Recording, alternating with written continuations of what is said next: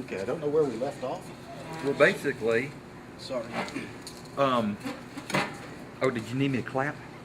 I'll do it. Okay. I didn't have any more questions, but what we're going to do is kind of start about how we went from Kenai to Singapore. Okay. And then from That's where Singapore we'll start to Indonesia. Kenai to Singapore section. So, all right, we'll see if we can get something on all of these things here.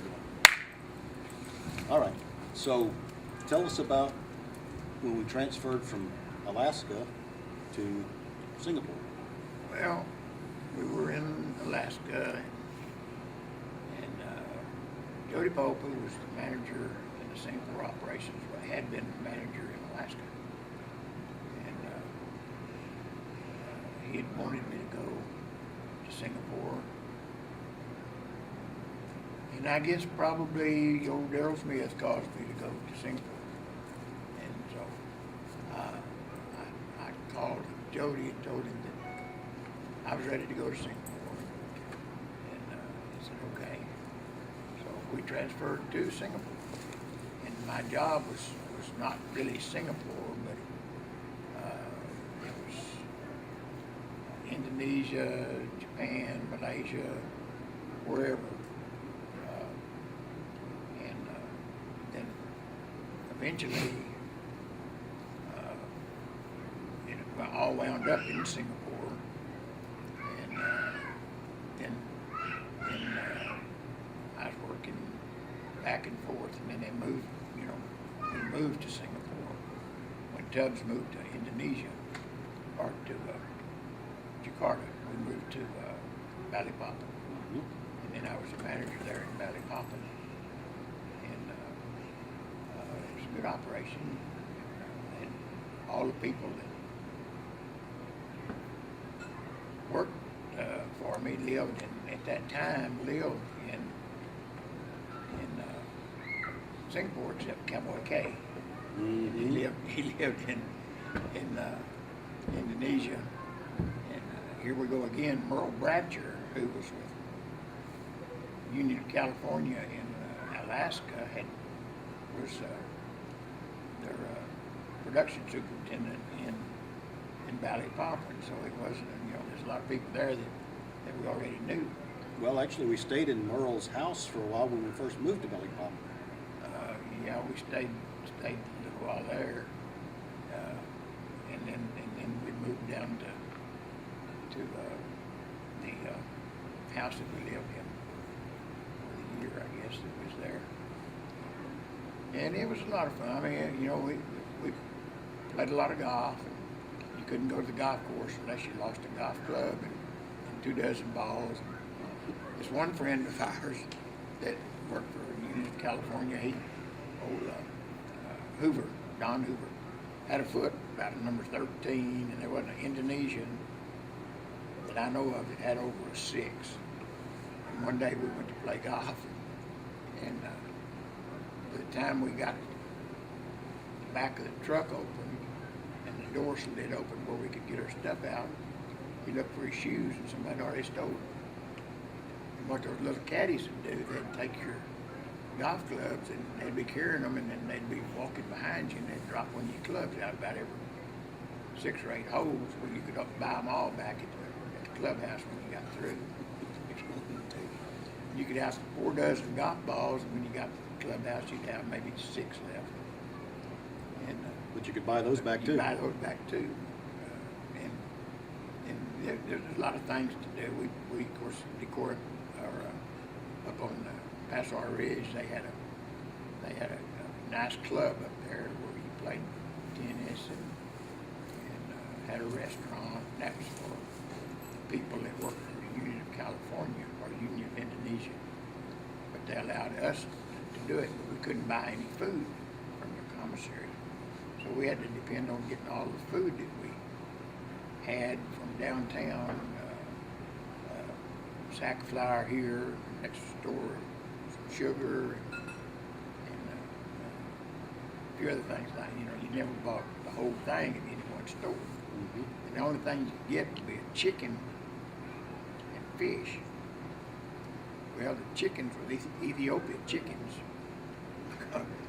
Like a road runner that didn't have any meat on them. they've been chasing them, but the fish was good. You could get good fish. Every once in a while, these hands that were working for me would bring me a care package if I paid for it, and go down to the stalls and buy me some meat and bring it to us. But they always expected to eat with us when they came. And, that was back to Indonesia. It was a fun place, really, but it was primitive. You know, you didn't have a whole bunch of choices. Now, I guess I need to talk a little bit about the Atomic Cafe Atomic, good place to eat. and Bull Plug, the little waitress. Kelly remembers the Atomic. And the Atomic was a good place to eat. And then they got the Pertamina Club that had good food too. It was an experience and a good experience. And Kelly came back one summer and worked on the Huffco project. He could speak a little bit of Malay and he knew a little bit about blueprints, so he worked one summer over there. I think that was the summer before. I guess it was the summer before he went to work for Otis Engineering for that summer. And then he wrote a letter and said that thanks for the experience, because he knew now what he wanted to do the rest of his life. What he didn't want to do. No, what he wanted to do, and it certainly wasn't working for Otis Engineering offshore. But anyway, we left Indonesia because you run out of schools to go to.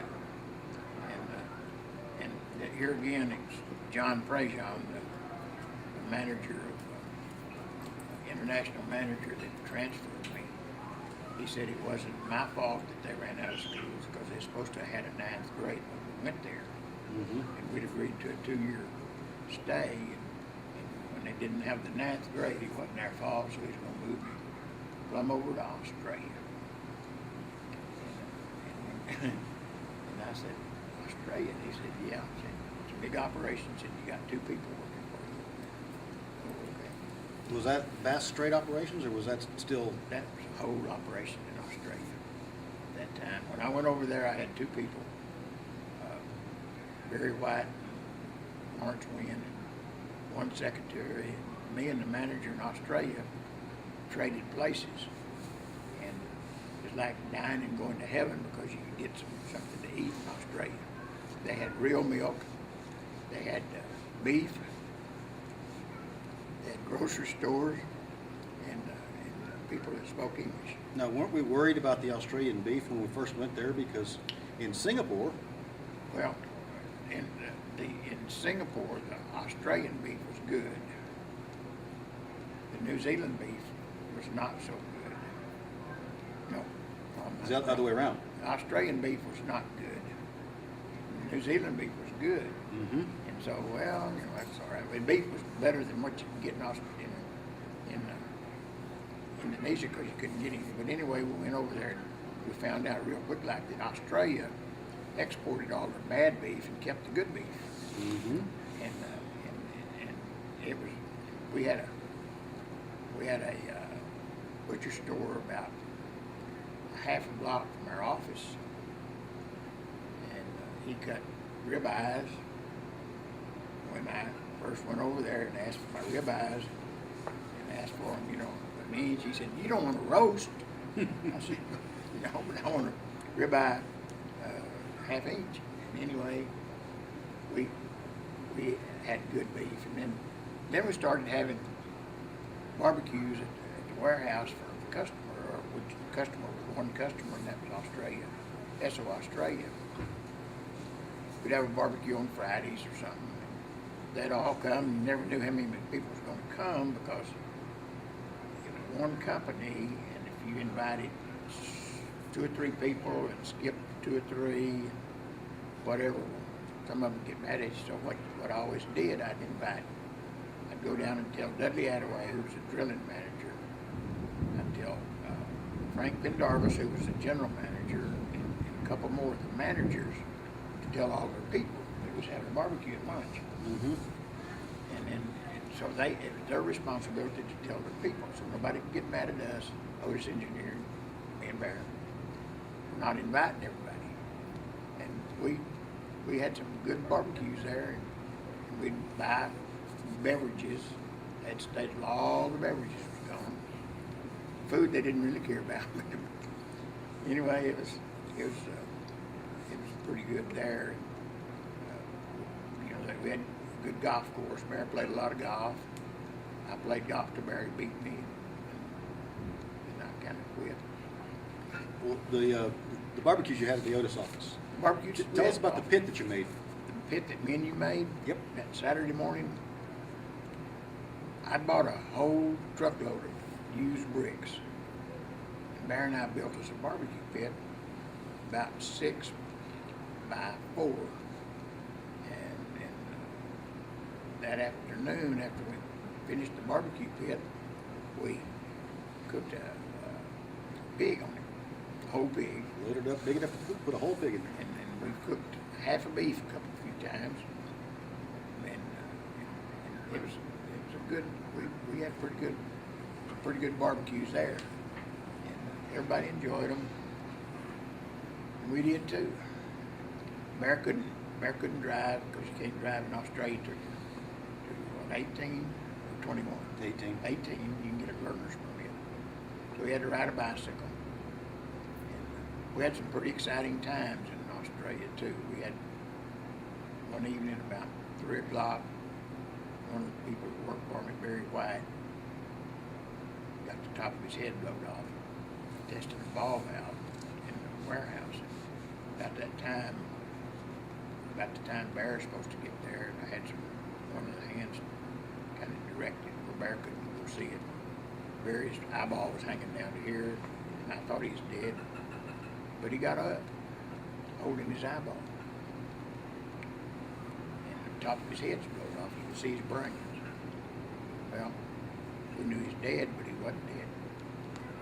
So I called Frank Pendarvis and got a helicopter, and we flew him to Melbourne to the hospital.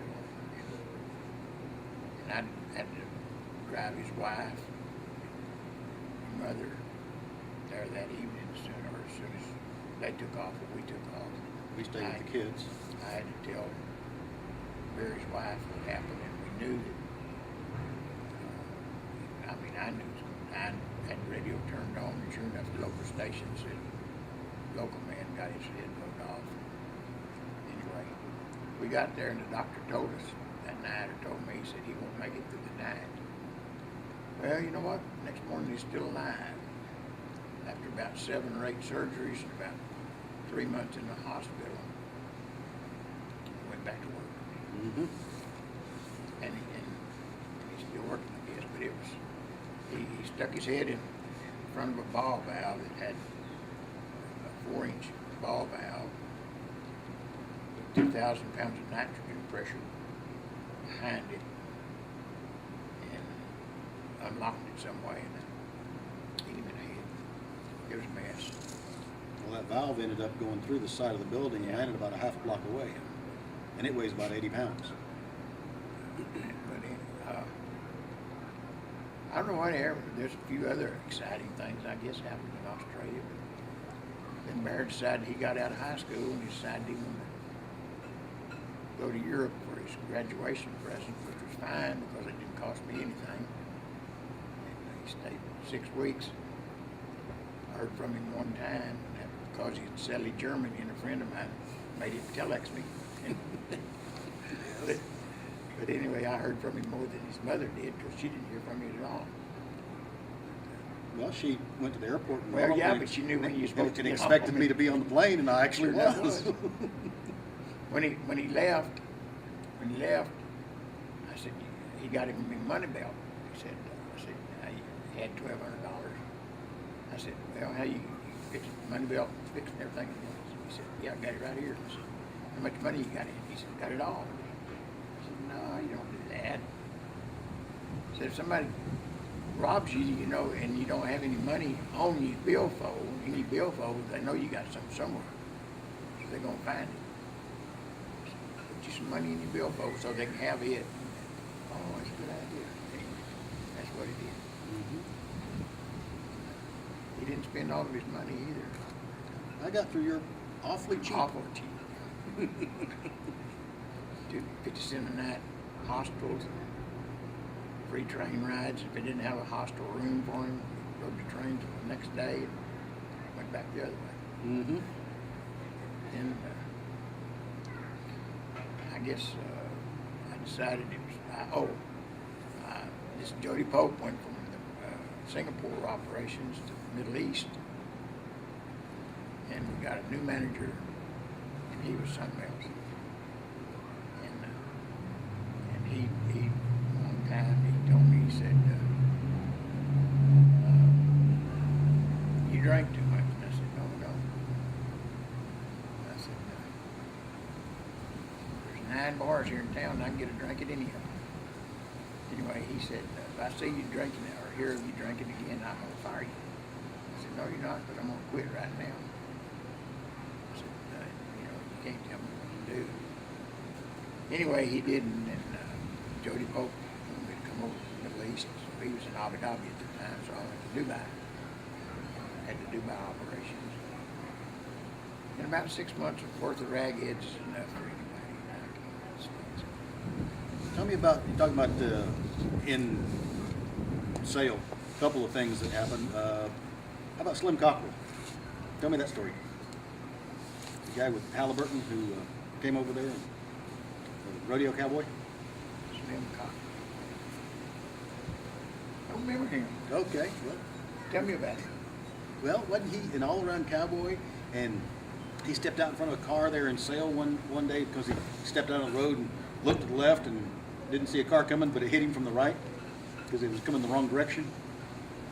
He stayed with us for a while, and he was laid up for about 3 days after getting hit by that car going through that lady's windshield.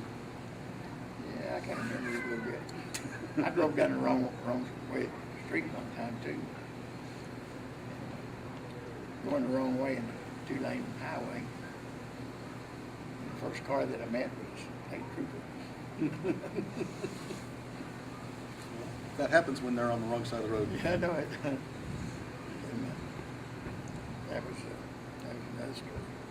Okay. I'll put in my memoirs. All right.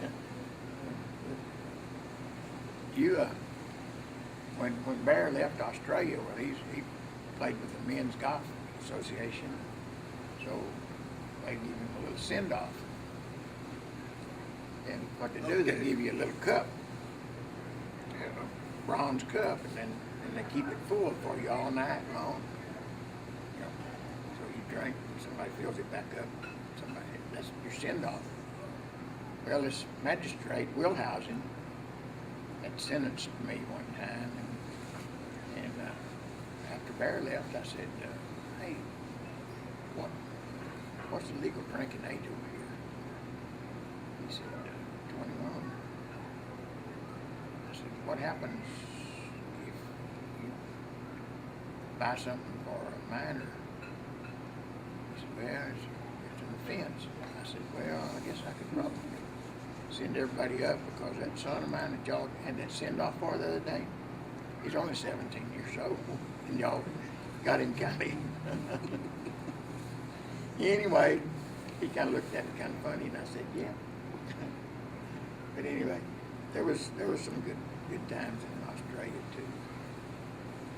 We bought a house in Australia, and Otis let me buy a house, and they rented it from me. I turned the garage into a party room. We spent a lot of money on it fixing it up. Well, unfortunately, I didn't get a permit for it, so the inspector said, you can't do this because this is a garage. The building inspector said that, and I said, well, it's still a garage. He said, no, it's not. So I went outside, and the garage doors were still there, so I opened the garage door, and he said, I had 2 foot. He said, that's not a garage. I went inside and I got a little car and I come back out and I said, here's the car that goes in the garage. This is my car? That's my garage? That's my garage. Parked right there, closed the door. and anyway, we also bought a freestanding copper fireplace. And Mary was telling this kid that a friend of his at school said, boy, we just got us a new freestanding copper fireplace. Kid looked at the bear and said, "You did?" I said, "Yeah, we did. We just took our fireplace out. We got heat and all now." They gone uptown. But anyway, and I guess that's about enough about Australia. Okay. Then we came to the United States. I did. Y'all was already here. Went to Elk City, Oklahoma, and stayed there about 6 months. And then I left Otis Engineering after 20 years. Went into consulting business, went to Bryan, Texas. Yes, I remember that because I went to Bryan, Brian, Texas also. working for Otis Engineering, and walked in the Otis office, and there you sat. Yeah, you didn't know I was going to be there. Didn't know you were going to be on there. Vacation.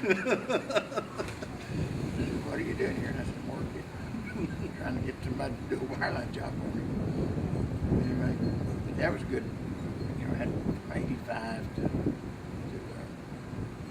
from 1980 to 85, I worked basically 28 days a month.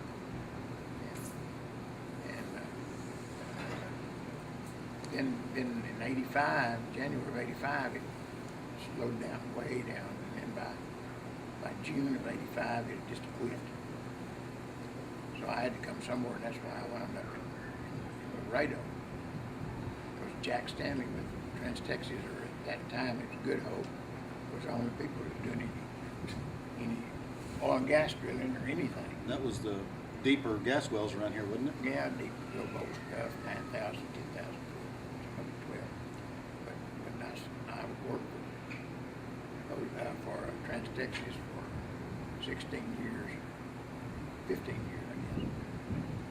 And started out as completion consultant, and then next thing I knew, they said, "You're assistant completion superintendent." I said, "No, they said, "You are anyway."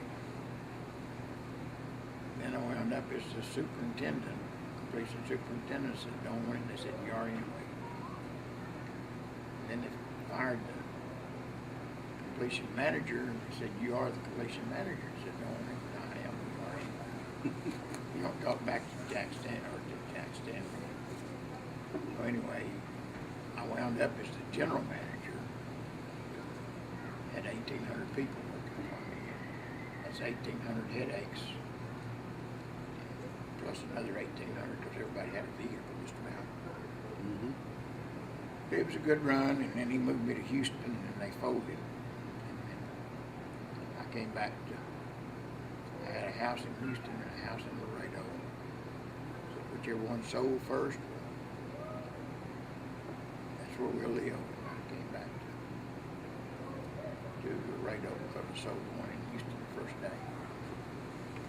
Kelly came down to Laredo one time, first filet mignon that he ever had, I guess. I mean, first fajita mignon that he ever had. They came down here. Mm-hmm. We made fajita mignon for him and a bunch of his friends from church in Sherman. So, pretty much everything you've talked about so far is centered around cooking food for somebody. And you'll notice there's a barbecue pit right over my left shoulder right now that's smoking a turkey as we speak. Yeah, but how come you didn't learn? You did learn in Australia, but you quit, didn't you? Why should I? You cook for me. Well, yeah. But you're talking about coming down to Laredo. I remember one time when I had a job flying the aerial survey of the cable system here in Laredo. And Dustin and I flew down here with the plane. You met us at the airport.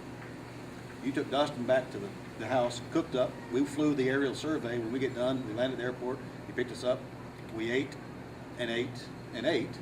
Got back in the plane, fly back to San Marcos. Yep. That was almost dangerous because my pilot was so full, he was falling asleep on the way back. And I've cooked a few things in my lifetime, Yes. and I enjoyed all of it. I still do. Mm-hmm.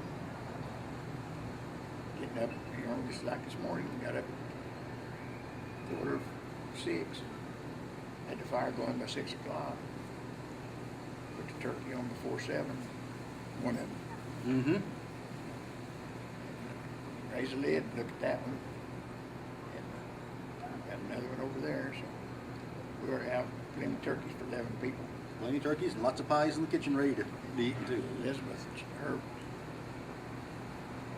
main thing outside of going to football games is cooking pies, and she always manages to cook a lot of pies for everybody. Well, I'll be expecting to have one in just a little bit.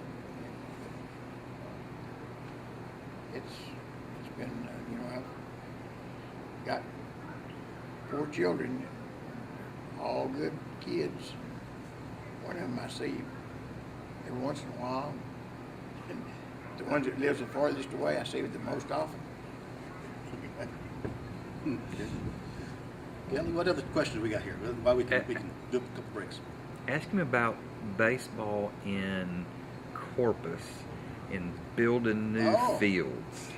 All right. Okay. So tell us a little bit about the building the fields and the baseball, and may include some smoked chicken, barbecue chicken. I can remember that. Tell us about that. Well, we were playing baseball in one of the leagues there in Corpus, and so the league got too big. I said, y'all gonna have to split off everybody that was west of one of the roads there. And so we formed a new league. And to raise money, we had to build a new baseball field. And had no money sponsors back then. You didn't get too many sponsors. So we said, well, we'll just have a barbecue on opening day. Okay, I was working for Otis Engineering. I was on an offshore job, not offshore off. It was an inland water job. We go back and forth. Well, you can. The service company people had to stay out there, which was me. But I told this company man, I said, I need to go in because we're having a barbecue for the opening day of our Little Leagues, outside Little League. He said, okay, I'll let you no problem, as long as you come back tonight. Okay, so we had everything organized, had an army cot. So I thought I'd have lots of help. Cooked 200 chickens on that cot. Me. Only help I had was the women that helped cut it up. And they served 200 chickens that day. We raised quite a bit of money. And I went back offshore that night. Guess what they had on the barge that night for us to eat? So how long was it after that before you could even eat barbecue chicken That's again? not the end of the story. Barbecue chicken that night, and that was Saturday night. And we had leftover barbecue chicken for Sunday lunch. leftover barbecue chicken for Sunday dinner. I told Les Waters, I said, or not Les Waters, Les's brother, I said, if we have leftover barbecue chicken one more time at boats, I'm going to the house. He said, no, if we have barbecue chicken one more time, that boat skipper's going to the house. And I still barbecue chicken every once in a while, but not very often. And I usually don't eat it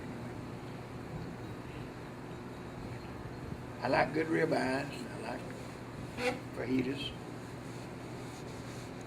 Okay, let's jump back to Alaska. And how many little tow-behind campers did you own up there? And tell me about getting those and what you did with them. 2. We used them.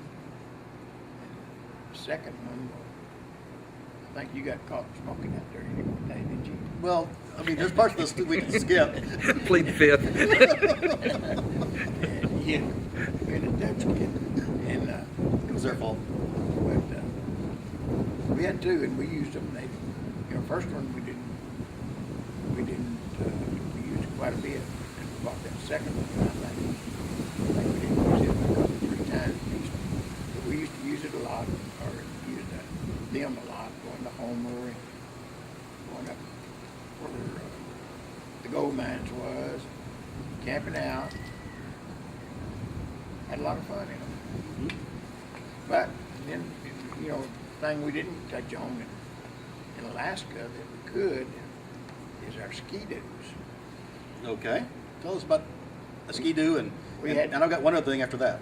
we had ski-doos, and we used to go out at night in the wintertime, 4, 5, 6 couples of us, take a bottle, and every time somebody fell off, you'd take a drink. And by the time you got back at home,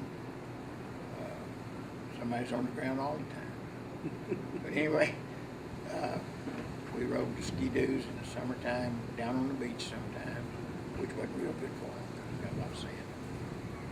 And Kelly, on Christmas Day, riding his ski-doos fast as it would go, and one of the little Part of the clutch. clutch parts fell off, hit him about on the thigh, busted it open real good. So we had to get this doctor out of some doctor, stop his Christmas dinner and come sew Kelly up. It seems like people are showing Kelly up a lot. Yeah, well, just a couple times, 3 times. Then he tested the Volkswagen for the Volkswagen people that time, see how many times you could roll it up the side of the hill. And threw a couple of them out of his sunroof. He was the only one that had a seatbelt on. He was the only one that really got bunged up real bad. And they're talking about this John McCoy, Kelly's friends and our friend. He'd come to see Kelly. We got Kelly home. John come to see him and left. John been gone 2 or 3 hours. Kelly said, "Wonder why John hadn't come to see me." Well, we knew something was wrong right then. So back to the hospital we went, and they said, we're going to have to fly him to Anchorage to a neurosurgeon. And then they'd done some more checking and said, well, we don't have to. It gave us quite a scare there for a long time. There were times when you guys had some big boy toys. You were talking about the ski-doos earlier. How about mini bikes? Playing soccer on mini bikes, that was a lot of fun too. Yeah, in the summertime, everybody had a mini bike. We'd have soccer games on the mini bike. You get skinned up pretty good on that too. It was a lot of fun. There's a lot of things to do in Alaska that people don't think they are. You know, everybody thinks Alaska's cold all the time. Well, we had probably more fun or as much fun in the winter times as we did in the summertime. Everybody had these little cabooses that goes behind the ski-doo, and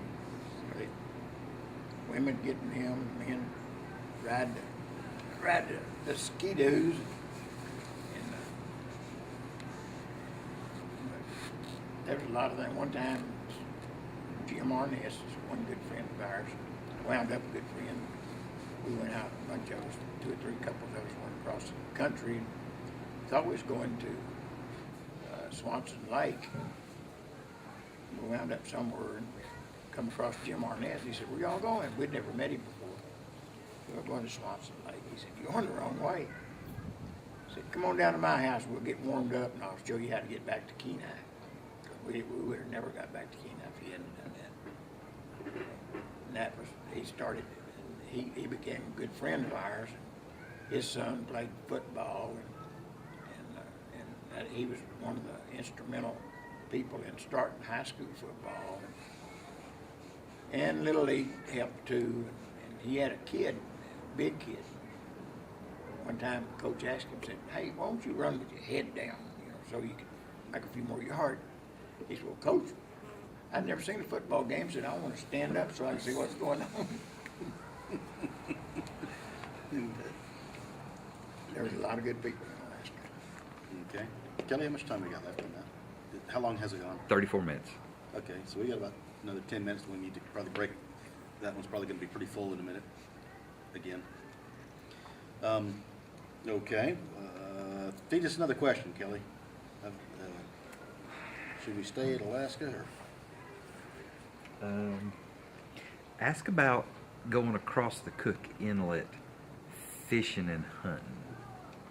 We've done that. You already talked about the fly-in moose hunt. No, well, the fishing trip.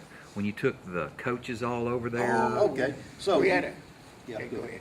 You had some coaches come up to Well- Alaska one time. Well, what it was, that we had our football team, there's a couple of kids, Kelly one of them, some of them wanted to go down to Washington State to Jim Sweeney's football camp, which cost about well, Gordon Prentice was a coach, high school coach, and he was a real good friend of ours. One night he come over and we was drinking a little gin, got to talk about it. And I said, "What do you think it's worth? Kids going down there?" And he said, "Yeah, it's a good deal." And I said, "Well, a lot of money." He said, what if we had one here?" I said, "Well, what do you think?" I said, "Well, could we get any coaches to come up?" I said, "I don't know, let's try."